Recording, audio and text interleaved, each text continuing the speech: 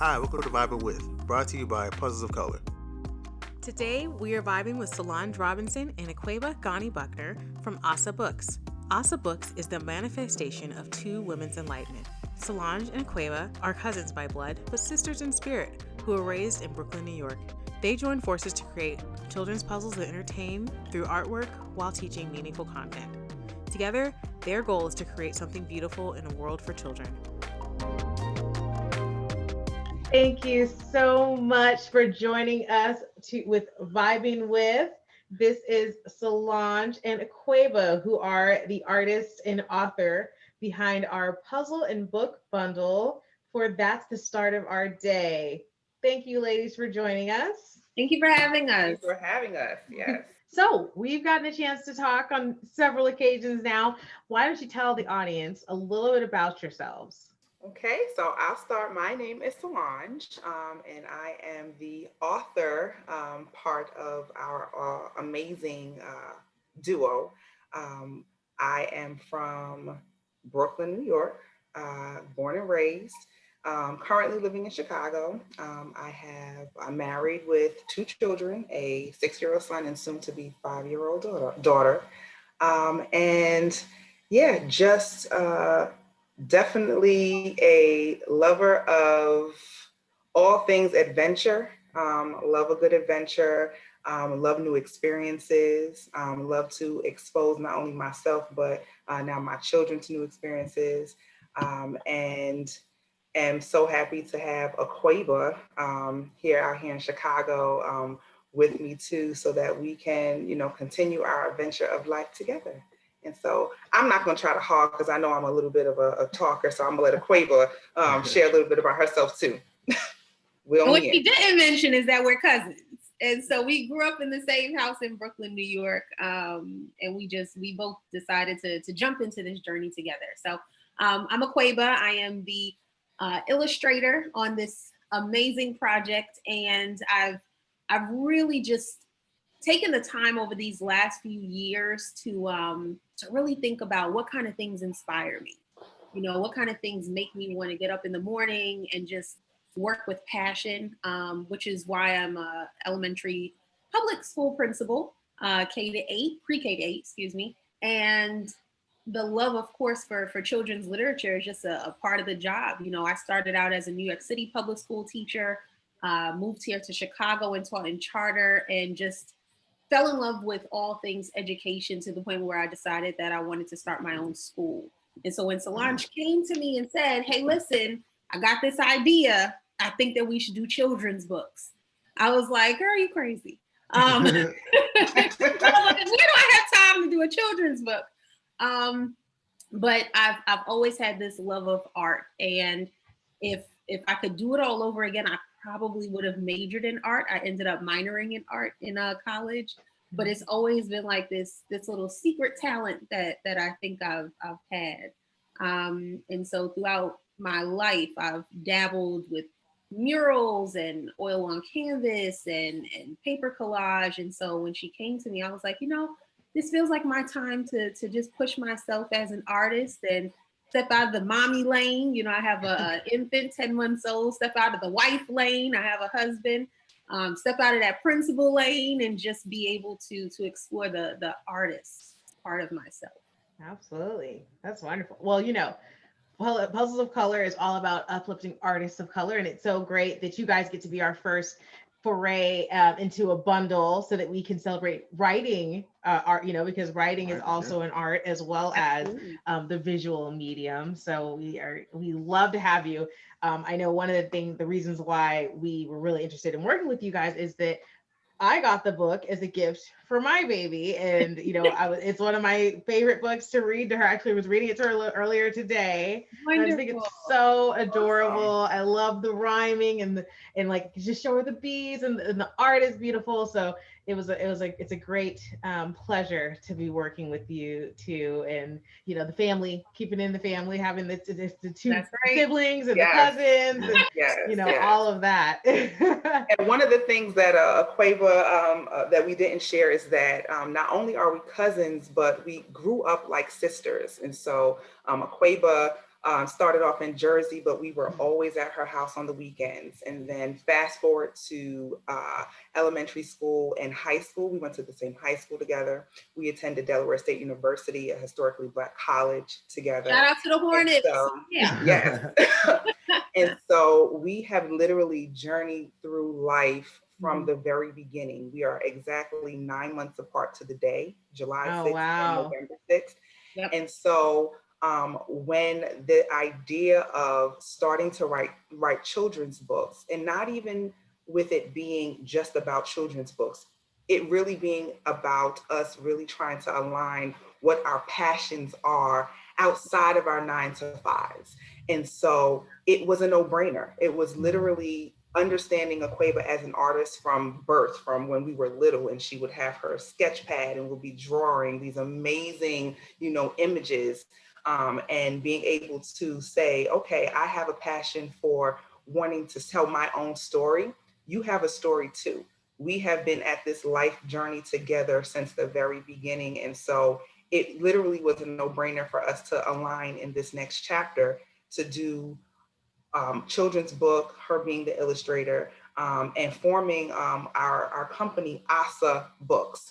And so ASA being the first letters of our name and us tying in our grandmother, Angeline O'Neill, who to us. Yeah. Yes, who is and continues to be a champion for education. And so A being Angeline, S being Solonge, A being Aquabah, us creating this trio of wanting to put forth work to not only our children, but any child that is willing to read our work, and parents that are willing to read our work, where we're able to just put out there that we love storytelling, we love embracing our own talent, and wanting to share that it's important for other people to step into their light as well.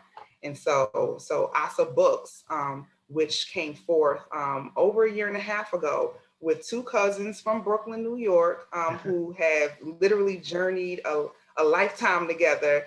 Stepping into this next phase is just a beautiful thing for the both of us. And a huge shout out to our grandmother, who she is 94 years old. Wow. She has instilled this love of nature in us from the time that we were young. And so the first book really is a dedication to her and her ability to point out the nature in Brooklyn. When you're in a city, sometimes you don't get to see nature the way that you would if you were living out in the country. And she would make sure that we paid attention. So we would take walks with her, and she would go, hi birds, hello clouds, hi trees. Wow. And she would force us to pay attention, to our surroundings and to the fact that we're on Earth. So when Solonge came and she showed me the story, I had tears in my eyes, because it was such a beautiful tribute to what our grandmother put in us when we were children.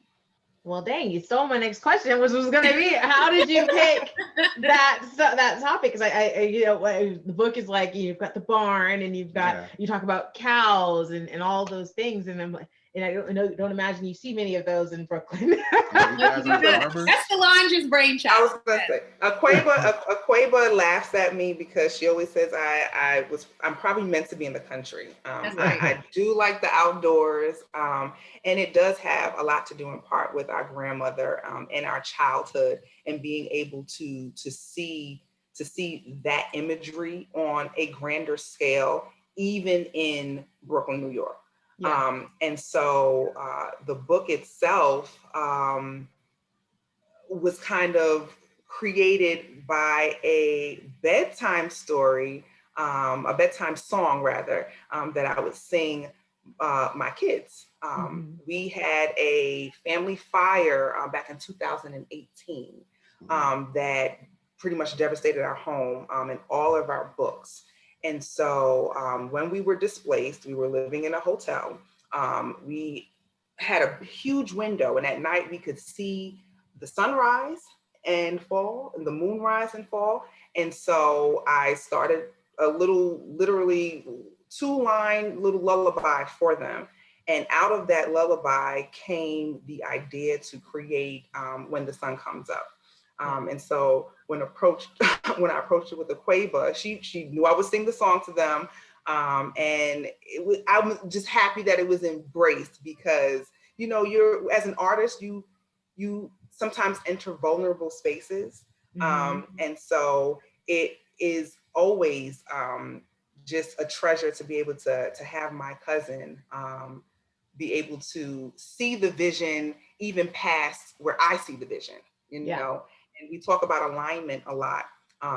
Us being able to work together is a testament of that. So coming to her with When the Sun Comes Up with this just kind of wild-eyed idea, it was an instant, I see it, because you have to see it before it actually happens. Yeah. You have to envision yourself in the space before it happens. So I envisioned this book, this piece of work being read by, my kids' classmates and, other, teachers and, other parents, you have to, I saw that.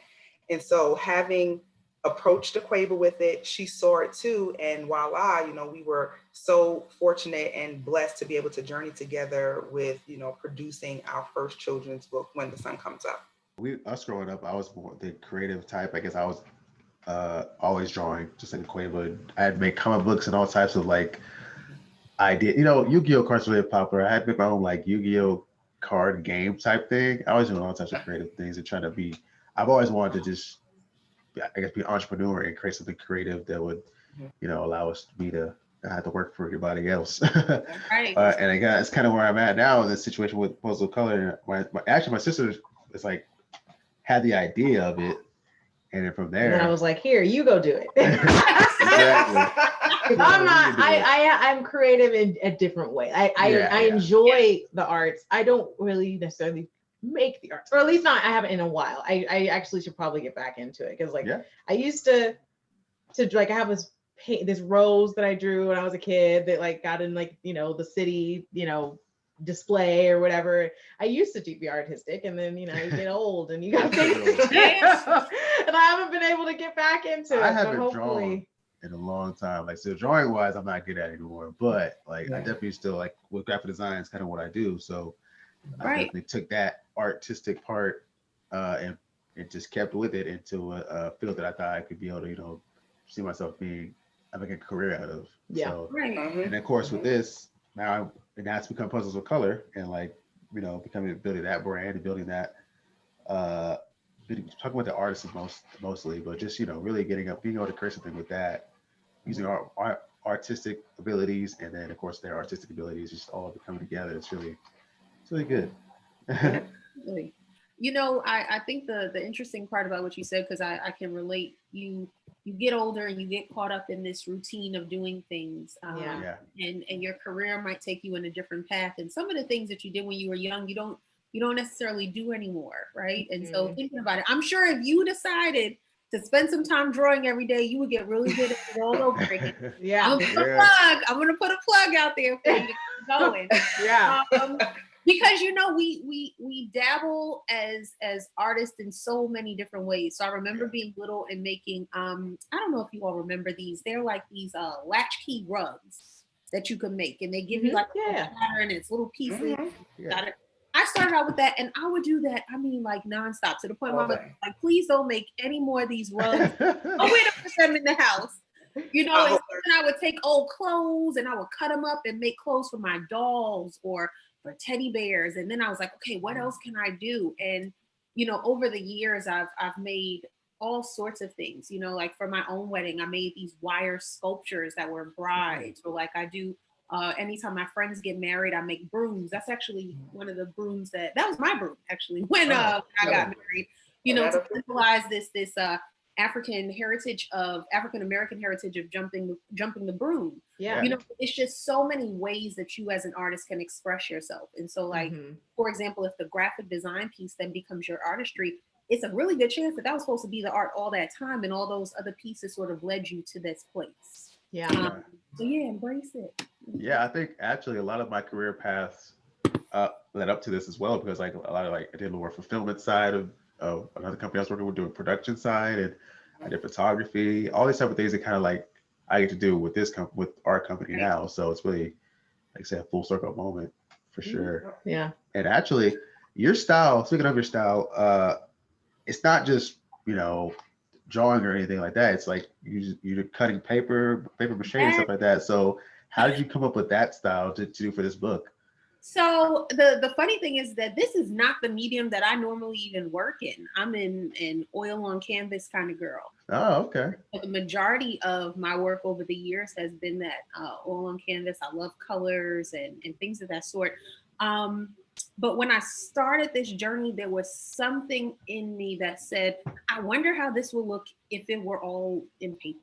And I've seen so many beautiful children's books that, they do the paintings, they do the drawings, they do the graphic art, but rarely do I see paper collage as a medium. And it's such an awesome medium because there's so many textures that you can include and so many ways that you can tell a story.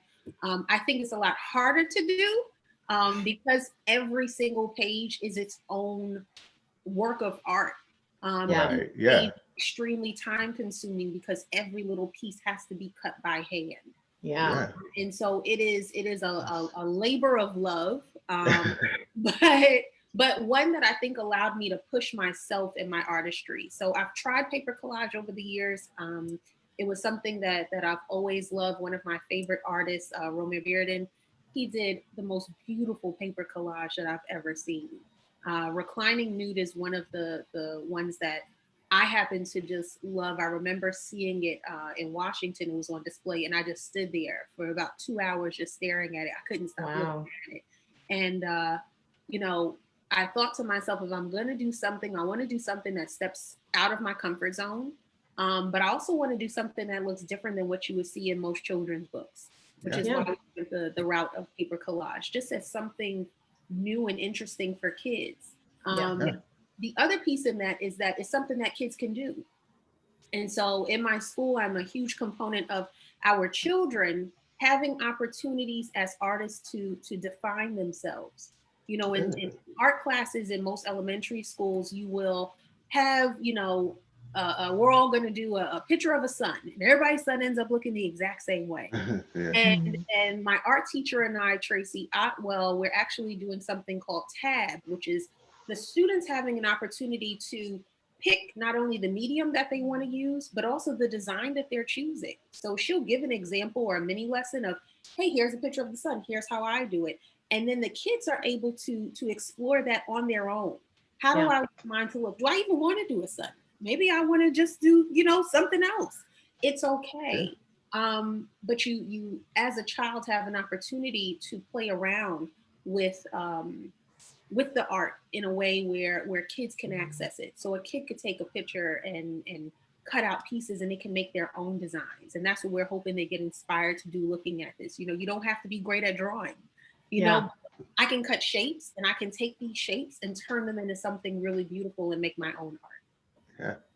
That's the beauty of being flexible and allowing art to have you step outside of your comfort zone.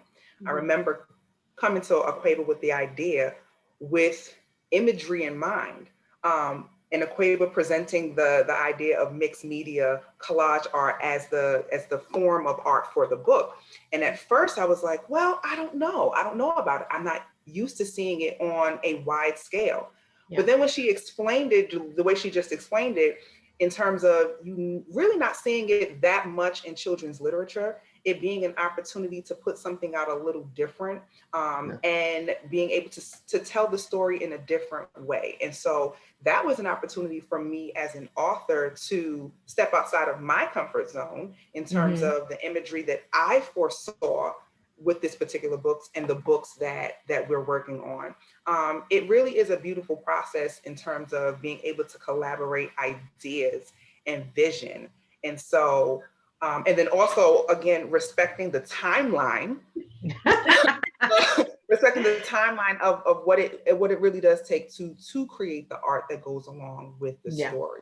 Because it is something that has to sync. And so Aquabah would always be, we have weekly meetings. And so my weekly meetings, we have our spreadsheet. I'm looking at the calendar. I'm forecasting out, looking at our 3-week look ahead. And she's like, no, Solonge, that's not how artists works. That's not how art works. Yeah. Right. Yeah.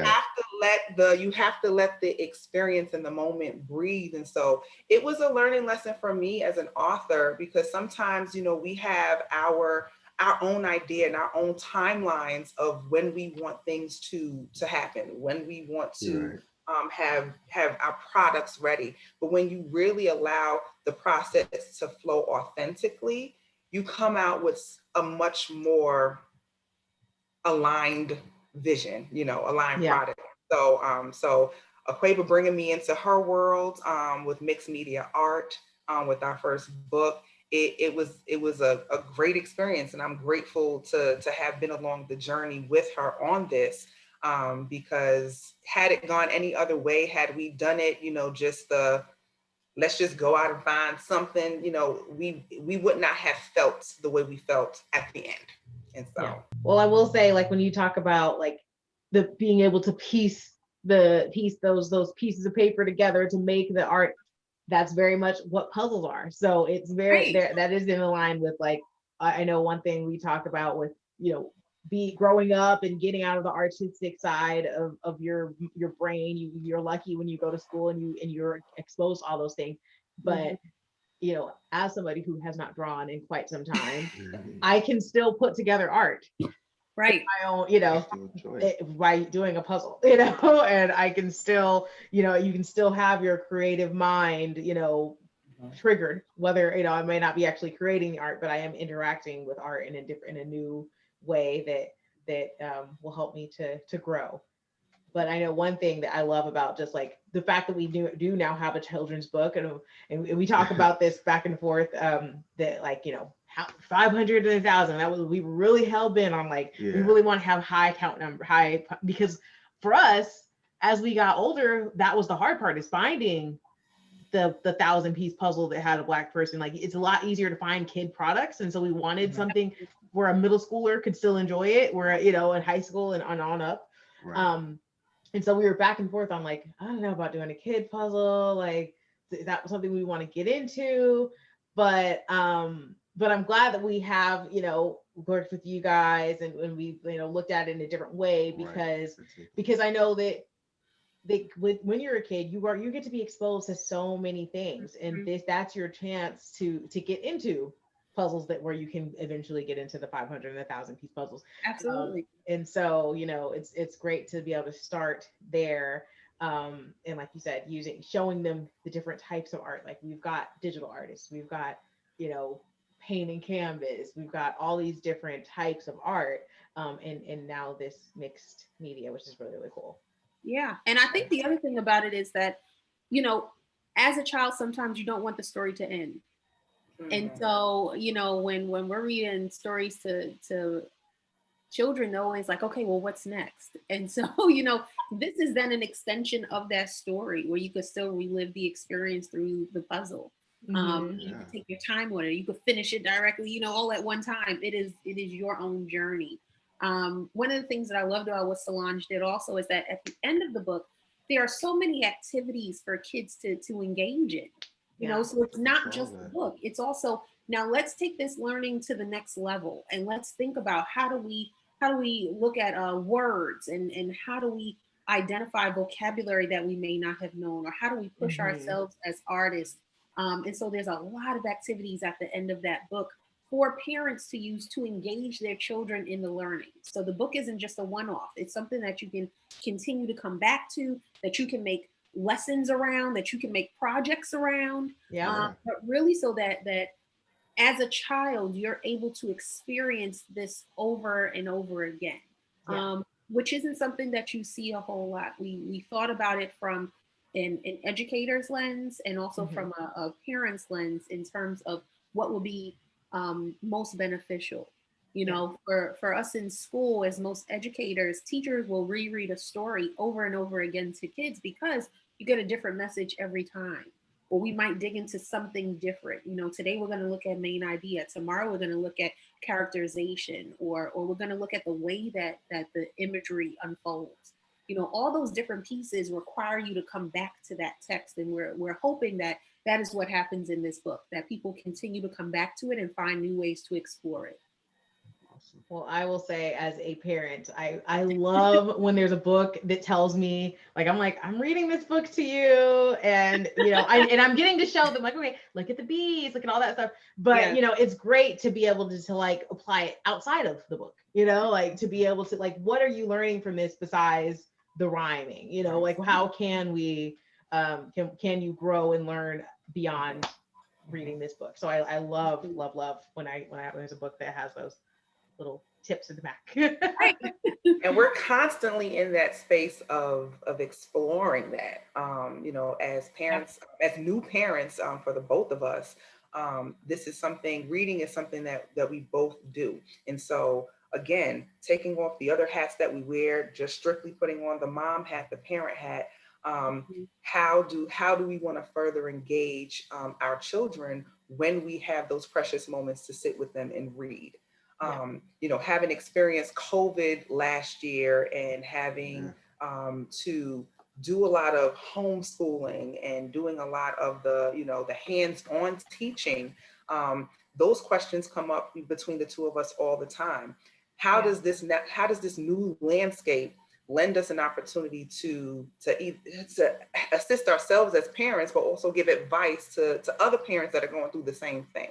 And so we really do try to model our work and create work with parents in mind, because this is what we live 24 hours a day now, 7 days a week with our own children. And to be able to lend our own experiences through our books that has the potential to assist and help and supplement what other parents are doing, is always at the forefront, when we're thinking of new work and thinking of new ideas to put forth. And so it's a beautiful journey. So we have a few authors that are that are parents, are artists that are parents. How would you say your your artistry has been influenced by your children, or how do your children feel about your art? I'm gonna let Solonge start with that one. I have a 6-year-old son who's in 1st grade and a daughter who will be 5 in a couple days, in pre-K4, about to go to kindergarten. And so they are the influence of much of my work. Just seeing them interact with each other, interact with themselves, navigating through school. It is something that feeds into everything that I write about. When writing about When the Sun Comes Up was literally watching my daughter wake up. She would be the first one up, and look at the sunrise. Hey, mommy, the sun is coming up. When we go out, we are lucky to be part of a community garden, and have been for a couple of years. And so taking them out to the garden and to the farms and having them to be able to experience, the dirt and the bugs and the flowers and, being outside when it rains and not, saying, oh, we can't be outside when it rains. To look at what happens when certain things in nature are occurring right before our eyes, and seeing their reactions, listening to their questions. Why do bugs, hide underneath rocks? Like, why don't they, just things like that. And then fast forwarding to some of the new works that we are delving into. My son, who's in 1st grade, is experiencing, the challenges of just being in school and learning new material and trying to build his confidence. And so we've now been in a space of growth mindset. Did I get that right, Aquabah? Growth mindset, that's right. Growth mindset. And so just really thinking about the questions that we get when we're on our ride home from school, or after, the day has gone by on Zoom school, with them being, on Zoom school, and the challenges and some of the things that they're fearful of, some of the things that excite them, and using that as the vehicle that's fueling our work. And so absolutely, my kids 100% are the inspiration behind not only When the Sun Comes Up, but all of the work that I'm doing right now. We're doing. And my daughter, who is only 10 months, she was and a different type of inspiration, but we finished that work prior to her being born, and so I was actually pregnant while I was finishing some of that work, kind of considering just what would she want to see, or what kind of experience would I want her to have. You know, that's been really, really impactful to me. But to be very honest, it's my students. So my students are a huge part of the rationale for some of the choices that I made as an artist in this book. Oftentimes I would go into our art classrooms and I would always see at least one student sitting there like just stuck. Like, Miss Gonney, I can't draw. Yeah. And I'm like, okay, you can't draw, but you can do art. You know, even if you feel like you can't draw, you can create something, which is what pushed me to use paper collage, especially because I wanted them to see all the things that you can do just by using scissors and paper, you know, and using that as a way to build your confidence to try to draw and to try to push yourself outside of your boundaries. And I don't even know if Solonge knows this, but with each different page that I did, I brought it to my school and I would show it to my students during their art class. And I would get their feedback. Nice. About this, and it's so funny. I knew that we had a hit when we got to the page with the rooster. And we're going through the pages, and all the kids said, "Ooh!" And that is a really cool image. Yeah. They were all like, "Ooh, I want to touch it!" And I was like, "Okay, I'm moving in a good direction, because if kids can get excited about it, and they are our audience, then I'm doing something right as an artist." And so I went back and forth with them. Huge shout out to my art teacher, Tracy Otwell. She gave me a ton of inspiration and advice as I was also putting this project together. But yeah, my students, and just showing them that we all are in a space where we want to push ourselves past what we're comfortable with or used to doing. That as an artist, you are vulnerable, and it's okay to be vulnerable. Like, if your principal is being vulnerable and bringing you this art and saying, "Hey, what do you think?" And really taking that feedback, you know, then you should be able to do it too. And it's okay to do it. And I wanted our kids to experience that. And I got loads of feedback from our kids. What's that part? I don't understand what that part is, Miss Gonney. I appreciate it. Thank you. So that my story and my message was coming off a lot more clear for kids. I bet that was fun. Like, I know kids got no filter on. Oh, they love that. I'll tell you what they think about it real quick. Right. Is it hard to like, what's the process in like creating a book that's also appealing to children? Oh, let's say appealing to children, but also appealing to like adults to be like, "Oh, this is cool, this is cute," or "I want to have this for my kids to read," or well, they can get something out of it. I know we kind of touched on it a little bit, but that's my question. Yeah, so I think Aquabah kind of started explaining with our books having those supplemental activities and activities and questions at the end of the book keeps the parent in mind. When we're reading the story, there is content that kids can question during the story. And so having those questions and different types of activities at the end of the story definitely helps for parents to kind of keep in the back of their mind as they're reading it, getting toward the end, to say, okay, we finished the story. What do you think about it?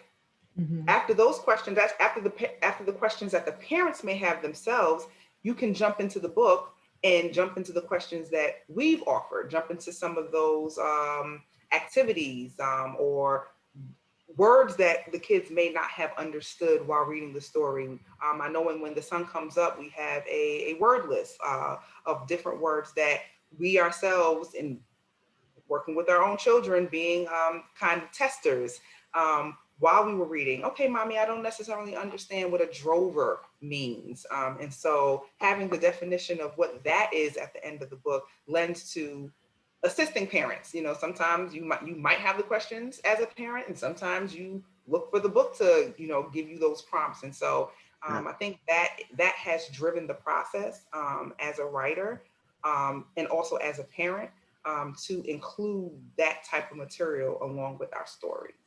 Mm-hmm.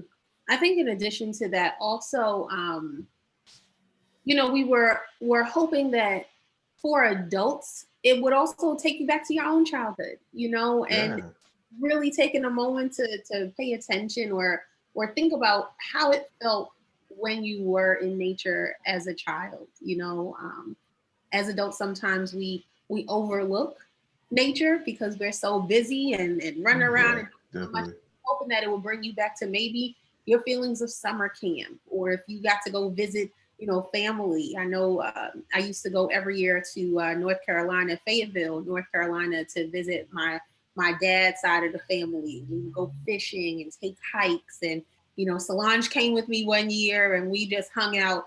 And for city kids especially, to be able to have that experience is huge, you know. And so we're hoping that for the adults, it would trigger that nostalgia, and then of course give you those activities to help your child as best as you can. We understand that homeschooling is tough, and the more ideas that you can have to keep kids engaged, the better. And so for us, that was really big and really important when we were considering this. Not just what would the kids like and love, but also how can we help support adults? Well, you guys were a little ahead of the curve too, because the book came out before COVID hit. And like, that's kind of what our parents put us into doing puzzles, because they want to keep our minds active and stuff, have us do something during the summer. So I think like they obviously pick something they like to enjoy because they help us with it, or just pick something we would enjoy really, because that's what they care about, distracting us. Because we took it on really quickly. Like once we got puzzles, we really liked it. You just never know when you're giving them that little bit of exposure, what will stick. Hold on. And from a family of educators, Aquabah's mother, my aunt being a retired New York public school teacher, my mother being a retired public school teacher, our grandmother, being in the family of education, there are always questions. It never stops at the end of an activity, a book. It's always, what do you think about it? You know, what do you think about the story? What do you think about, you know, this activity that you just did? And so being able to take what we know naturally, which is to continue the conversation, to continue questioning and going a little deeper, which is second nature to us, it has to be a component of the book, because it's just an extension of who we are and the family that raised us, you know, just to always question and always just go a little deeper. And we also say this. So because we had mothers that were teachers, here's the downside of that, okay? There's no downside. What? What are you talking about? Let me tell y'all, we had school homework and then we had home homework. So those are two different things. Yeah. The homework that I got from school, okay, when that's done, now I got to do this homework that mommy told me that she's put together that I now have to do. Mm-hmm. Oh, Lord. Yeah. I always tell my staff and my students that, you know, the kid in class, like, teacher, do we have homework? It's almost the end of the day and you forgot to give us homework. And they hated me for it. Oh my gosh, they hated me. Yeah. What they didn't know was that if the teacher didn't give us homework, my mother would give me double mommy work. It's very self-serving, okay? But I'm like, please give us something, because if I go home and you don't give us homework, I'm getting double work. Stop playing with me. That's hilarious. That's funny. But you get double work anyway, so why'd you want to do, you know, I make everybody else get homework too. Everybody's getting set up. No. But you know, as an adult now, I appreciate what my mother and our family did for us in terms of really helping us to maximize our learning. You know, don't just leave it at the door. Don't just do the task. Like, really think through, what am I getting out of this? How can I use it in my everyday life? What is the extension of this activity? And honestly, it pushed the both of us extremely far. I mean, both of us graduated from high school with honors, from college with honors. Like we've always been the types of students that were, go-getters and master's programs. We graduated with 4.0s, 3.8s, whatever it might be. Like we really always pushed ourselves. And so I think a big part of that is this desire to learn that was instilled in us when we were children. It's okay, I know you're saying to do this, but what else can I do? What else can I learn? How much farther can I push my brain? Because I know you said you minored in art. Yes. How do you think that this is interesting. Okay, so we actually have some people, because there were people who are self-taught versus who learned through school. Do you think that you could have done what you've done as far as like art or your creativity? Do you think you could have done that without the education? So here's the funny thing about my journey. So I wanted to major in art. And when I first went to Delaware State University, I was undecided. Joke. I'm gonna tell you the truth of what happened. My mother is going to kill me, but it's a part of my journey. Okay. Yeah. I came to my mother after my first year and I said, you know what? I want to be an art major. And she looked at me like a true West Indian mama and was like, I am not paying for you to major in Crayola. Oh, words. Dang. Her words exactly. And I was like, dang, like it just hit my heart, So I was so taken back by it because I was like, Crayola, like clutch my pearls. But what it did is that it pushed me even further. So my art minor was something that I treasured and I valued because I fought for it. Right. I fought to be able to have that minor, to be able to take those classes and to be able to push myself. One of my art teachers, Lori Crawford, who I loved to pieces, she was the first person that really pushed me as an artist and said to me, you have something special, and I do hope that you don't stop doing this. And it's so interesting that sometimes as parents we have the best intentions. Mm-hmm. My mom was an awesome mother. I mean, she still is an awesome mother, and in her world, you need to be able to pay for yourself to live. You need to be able to make money, take care of yourself, take care of your family. And so in her world, art wasn't a way that you could do that and sustain yourself. And so part of pushing past what I knew and past those teachings was for me to say, okay, listen, this is something that I love. This is something that I'm going to do regardless. And I think that the art classes, I did not need to continue my love of art. I think that what it helped me to do was to find my voice in art. Mm-hmm. And so, I would encourage people that, even if you are self-taught, take courses, get different artists' perspectives, because really that's what the art class is. Everyone's art is different. Somebody might love your stuff. Somebody might hate your stuff. It really doesn't matter. What it is that all of those voices help you to define yourself for yourself.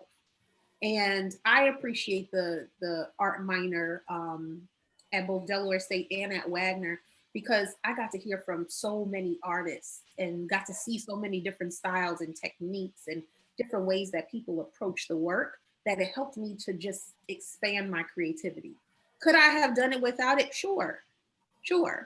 But at the same time, I don't know if I would have put myself in the place to be able to get those different experiences the way that I was having it being a minor. Okay. That's a great answer. Okay. Absolutely. Yeah. No, that's great. It's great for somebody who is maybe debating what path they want to take, or or maybe can't afford to necessarily go to college for it, but wants to know, like, what am I missing? I mean, that's a great answer. And I love listening to Aquabah. I absolutely love listening to Aquabah, because what you just saw is literally the passion of this is who I am, you know what I mean? And so no matter what you do as a 9 to 5, no matter what you do, you know, to make a living, who you are eventually will find its way out.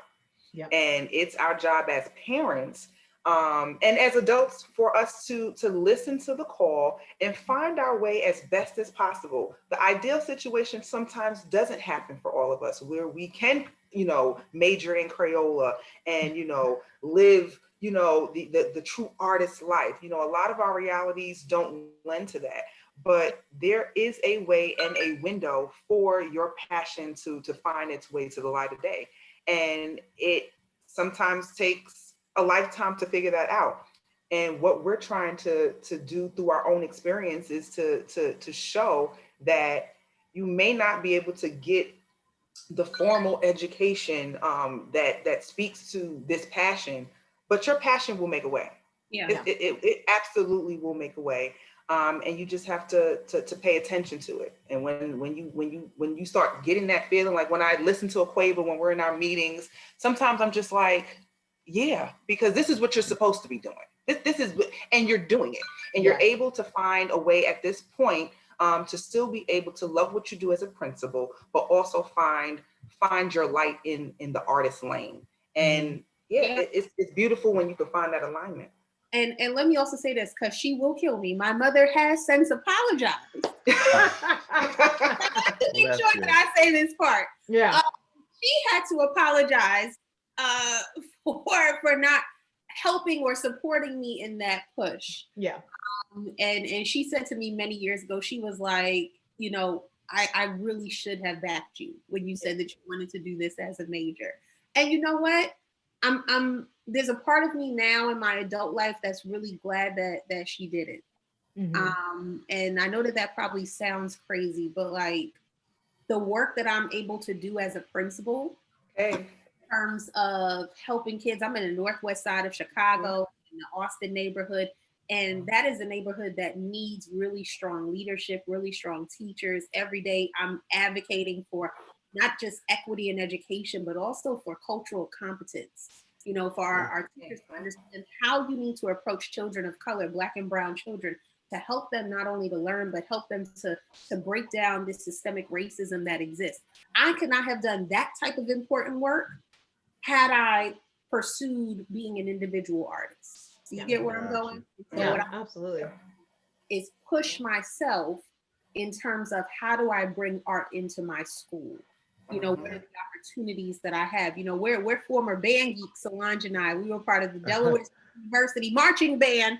Yes, she was a dancer, and I was I played the clarinet, and I also was part of the flag squad later on. But like, that's art, you know, and having that experience, you know, bringing that into my school is really special. So like, we wrote a grant. We have a drum line now, you know, for ever after HBCU marching band styles, you know, that sort of thing that had I been a major, I don't think I would have ever joined this side of education. And I would have, I think, not been as impactful on the education side.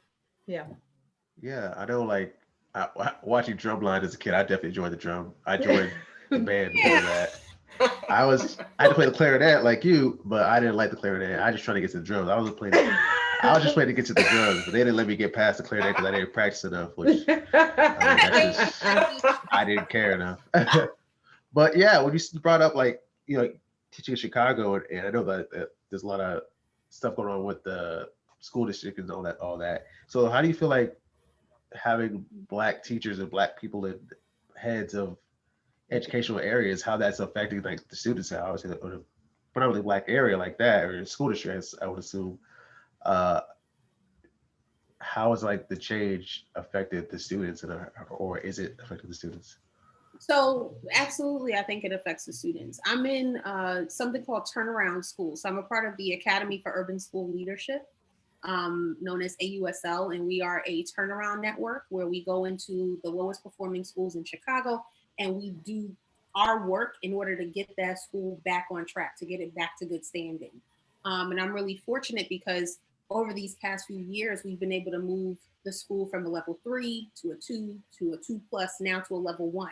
The highest you can go is a 1+. And in our neighborhood, that's huge. You know, our kids have an opportunity to really high quality education, but our teachers know that this is the Olympics of teaching. And so when you come to my school, you already know you come in here to work, but you are here working through your passion. I am all about passion and making sure that our kids are able to feel that level of intentionality. You know, the same way that you would be intentional as an artist is, to me, how you need to be intentional as an educator, where every move that you're making, you're thinking through carefully. Was that a good decision? Did that make sense? Does that really speak to what I want people to get out of this message that I'm putting out there? And so for me, I think having an African-American principal is a huge stepping point in making sure that our kids are seeing people that look like them in levels of authority in places where decisions can be made. I think that it inspires them. I have a bunch of kids now that are on their path to becoming teachers and principals. And if they're not on their path, you let them know, hey, listen, that might be a good lane for you, you know, and giving them that encouragement, I think, is huge. So because of the way that Chicago is set up, I have 70% African American, 30% Hispanic in my school. Wow. 70 and 30%. Wow. And a large majority of my teaching staff is white. And so I have to have conversations about race and about white privilege and awareness, about biases. Yeah. How you into this work, regardless of your skin color, in order for you to meet the needs of our kids. Yeah. Because at the end of the day, that's what matters. And so one of the things that drew us, I think, to your company is that spotlight on African-American artists that we don't always see. That for me is huge. You know, that's something that as we continue to teach our kids about their options in this world, that is like a huge platform. Okay, what are the different jobs that I can have as an adult that you know, fuels me, once, you know, helps me get up in the morning? You know, having Puzzles of Color, I think, is just a really awesome way to say, hey, listen, not only can you be an artist, but you can be an artist with a message. You can be an artist that promotes the beauty of Black people and people that look like you. And you can also do it on your own time. You know, you can do it in your own way. It doesn't have to be the way that everyone else has done it. And I think you both have done an amazing job in helping to give artists that spotlight that you know, as Black artists, we don't always have. Yeah. Well, we appreciate I like that. what you said about doing it in your own way, because so often we look outward for the answers. We're looking, you know, what is everyone else doing, as opposed to kind of listening to the voice in our own self to say, what I may be thinking may be different than what everybody else is doing, but I might not have that confidence because I don't see it.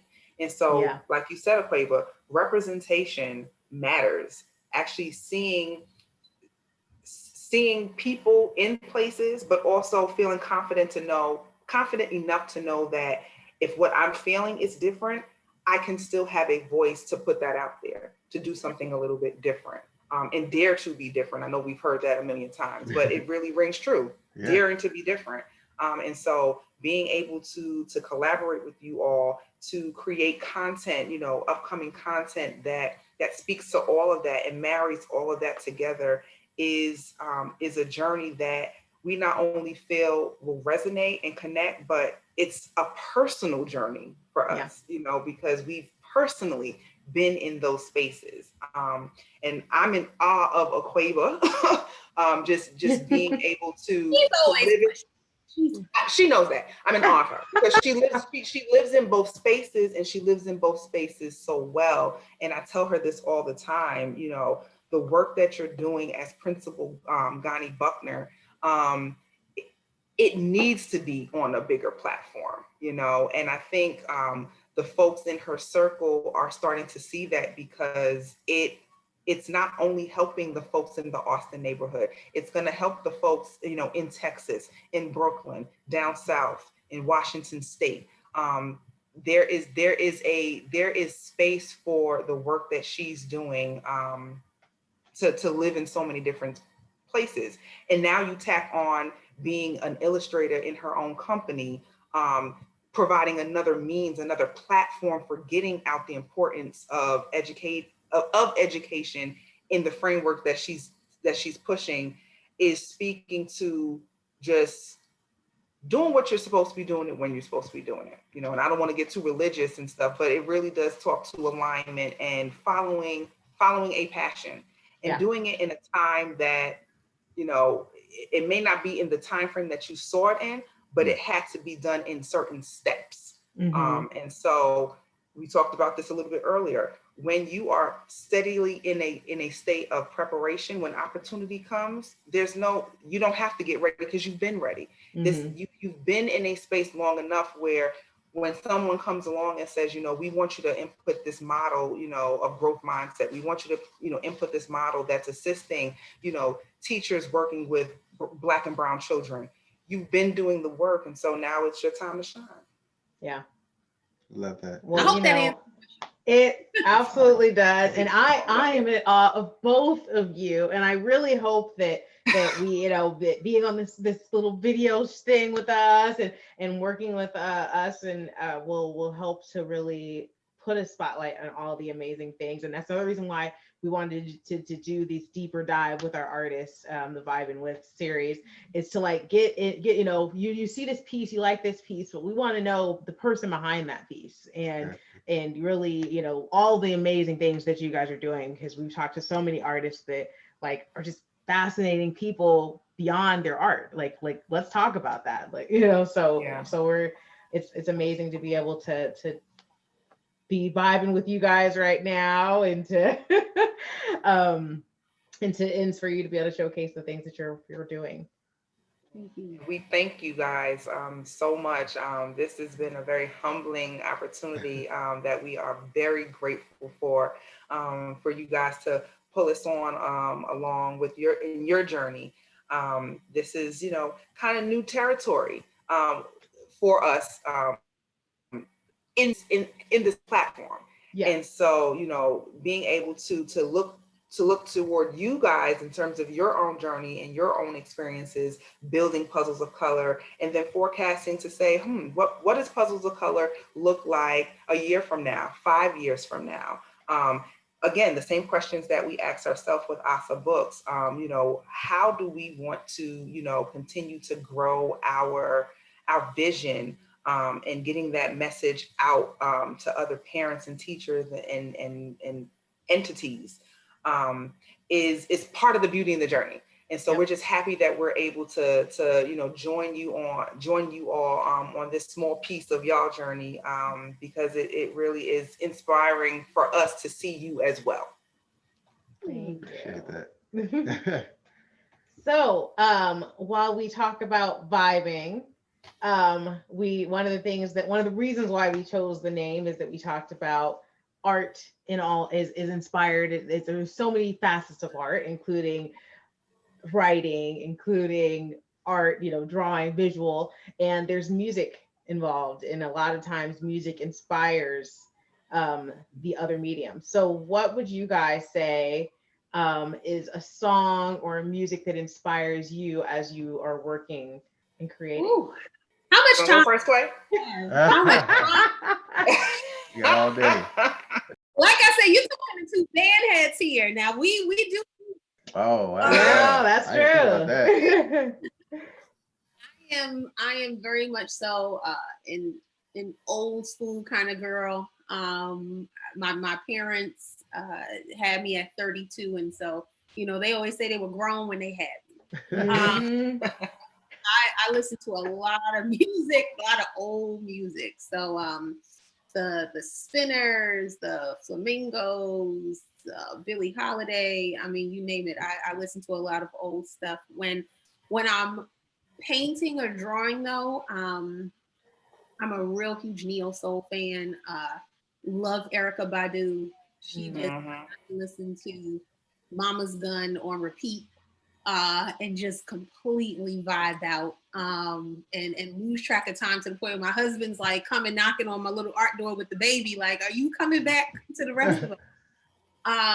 But Erykah Badu, Jill Scott, two of my favorites, Esperanza Spalding, who awesome jazz singer. She has a song in particular called Black Gold that is so inspirational. I actually created a piece just listening to that song on repeat, just over and over again. And it talks about, you know, the beauty of being Black and seeing your Black as being something that's so precious and so unique.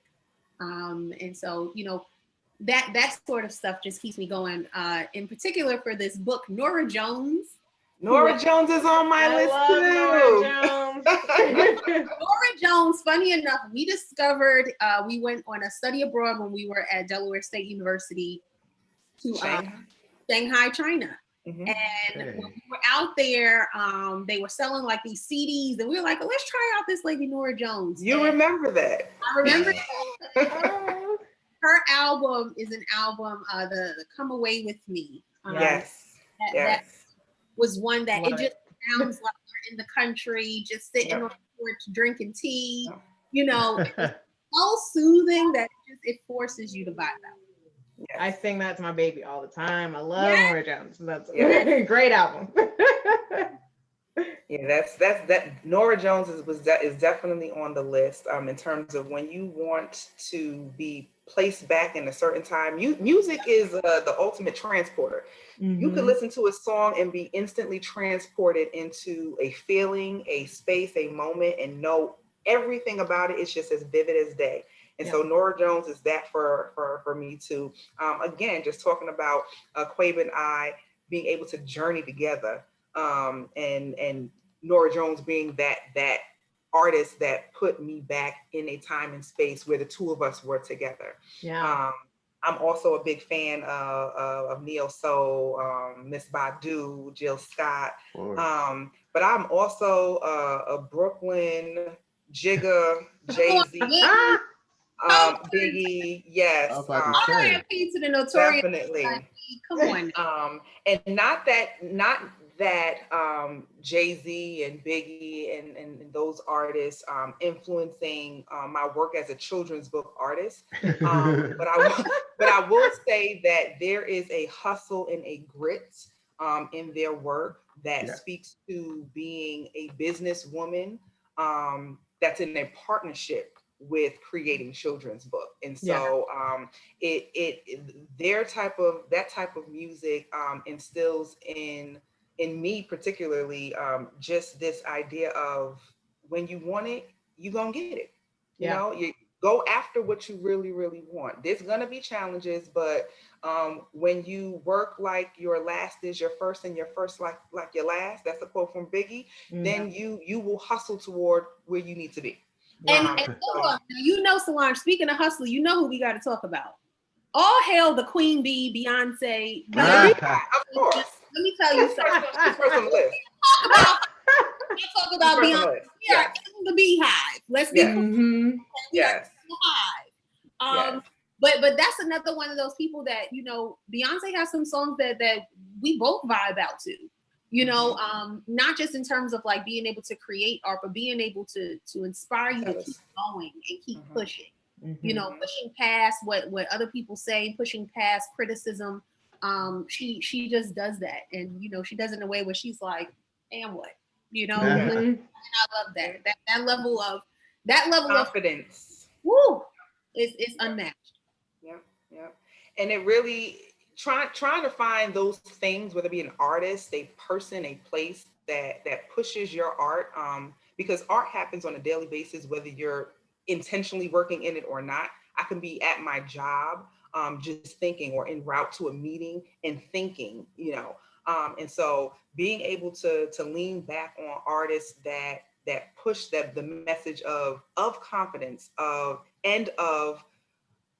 growing in every space that you're in, you know, and taking advantage of every opportunity that's put before you to make lemonade out of lemons, literally. And so being inspired by that, definitely Mrs. Knowles puts that fire behind the both of us. So yeah. Awesome. Thank you, ladies, so much for taking the time to give us your story and to vibe with us.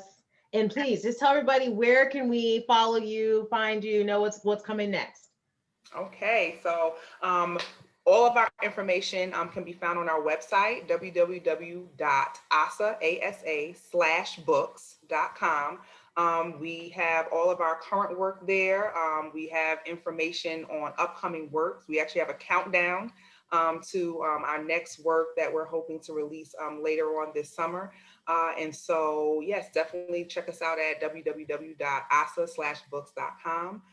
We are also on Facebook as well, under at ASA Books. Folks can find us there too. And so, yeah, we also have a newsletter that we push out once a month. So you can find our information there. And this year, 2021, is going to be our best year yet to put forth not only information about our books, but books that we love, books that we read, activities that we do with our own children, to get that information out. Yep. Awesome. All righty. Well, you guys heard it here first. Please follow ASA Books and be sure to buy their book puzzle bundle at puzzlesofcolor.com. Thank you for joining us for an episode of Vibing With. Be sure to purchase a puzzle by this talented artist at puzzlesofcolor.com. You can also listen to a curated playlist of music to pair with their puzzle on Spotify and Apple Music. Just search for Puzzles of Color.